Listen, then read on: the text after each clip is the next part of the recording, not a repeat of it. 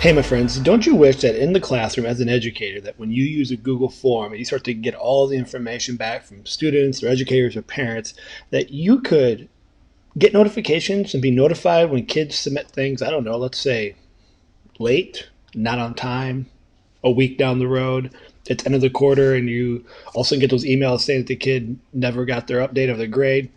Well, let's take a look at two ways in which you can be notified and make your life easier for all the times in which people turn in stuff late.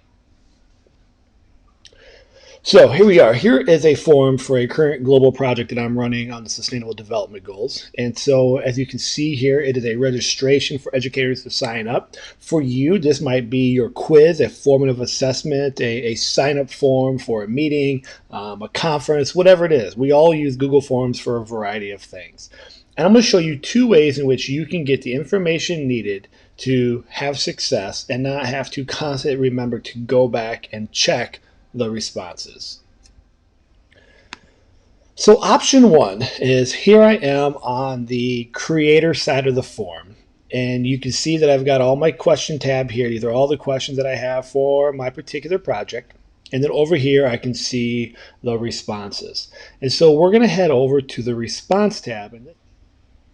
Okay, so as we get here to the response page, you're going to see this is the page in which you get the breakdown. If I were to scroll down under summary of all the data, the charts, and the information that people are submitting to the form, I can break it down by question. I can also break it down by individual. I'm not going to do that for the privacy of the people responding to the form.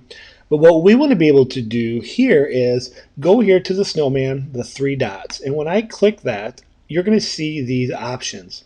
I can print, I can download, I can unlink the form, I can choose where I want the responses to go, but I want to turn this on, get email notifications for new responses. When I turn that on, you're going to see now there's a check next to it. Every time someone submits a response to this form, my email is going to be notified. It'll let me know that someone has submitted. So we use this, and I encourage educators to use this when the deadline of the Google form is due, and it's over with, whether that's an assignment or an assessment, we go in and we turn this on. We don't turn it on during the time because you don't want to be bombarded with all those emails that you're probably already checking. But once the due date has already been passed, we turn this on. That way, you don't have to keep coming back and checking this form and living in fear that maybe you've forgotten to look at some kid's work. Instead, you're going to get an email, and then you can go in and update it that way.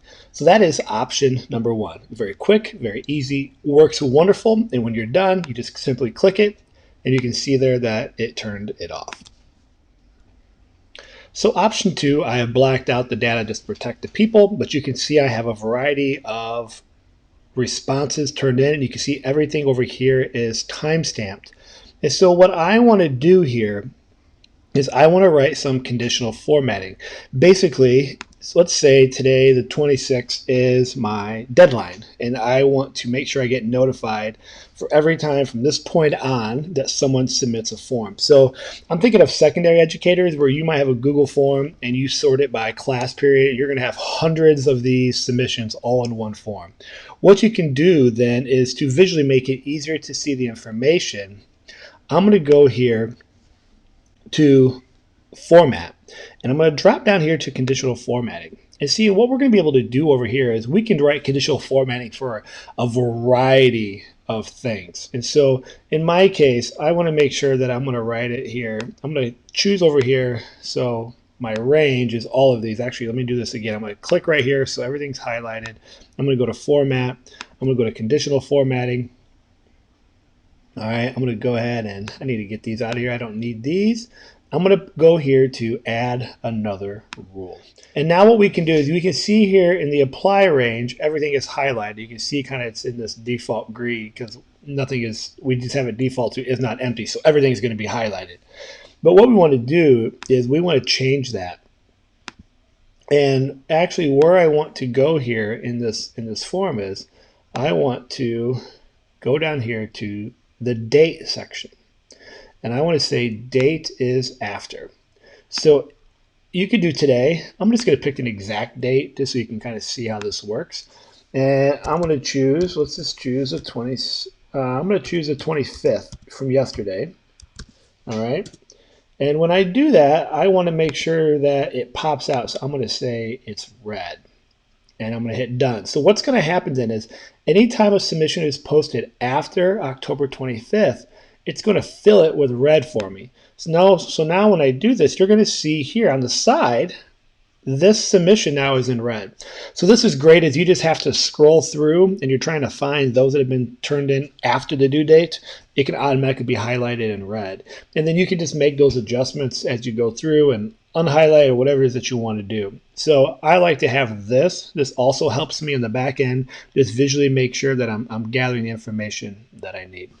So there are two ways in which to sort your information based on a Google form and the responses and when they have been submitted. I hope you found this helpful. Guys, if you have other tips, tricks, suggestions for how you use Google Forms and how you wrap your head around trying to stay organized with all the ways in which people turn in stuff at all hours of the day, time, and week, please let me know. Leave a comment, reach out to me. I'd love to keep it going so we can feature it for other educators to benefit from. All right, my friends, as always, remember, stay awesome.